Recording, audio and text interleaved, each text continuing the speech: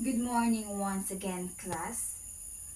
So, we already defined what is cartoon, and the previous demonstrator already discussed the characteristics of a good cartoon and the range of cartoon ideas. So now, let's proceed to my topic, and it's all about suggestions for cartooning. So there are 6 suggestions for cartooning. So let's have first, number 1, everybody read. Okay, if you decide to use a cartoon, make sure that it is done in good taste and that it should say something. So second, like an editorial, it should deal with only one topic. So dapat itong focusan is only one topic. Isa ra gyud di kay daghan na nato. So focus na ta sa isa para dili makalibog.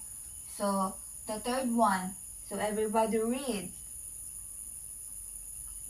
Okay. So, ang purpose sa cartoon is to visualize an idea. So, limit the use of words and labels. So, unlike a photo in the news page, a cartoon does not need a caption. So, remember also that a good cartoon, like a good photo, is worth 10,000 words. So, giingon diri nga ang cartoon is dili na need og na ay caption. Kay nga naman, kay sa pagtanaw pala no, tinga na nga cartoon, nga na nga picture, nga na nga image, so naanay mukha na to nga, mao day pasabot ana. So na natay makuan nga idea.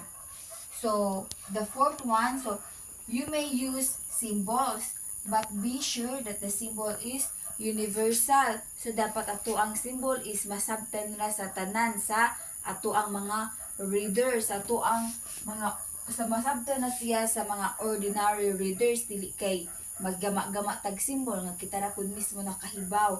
So dapat ato ang symbol is universal nga tanan is makasabot ra nga example kanang heart.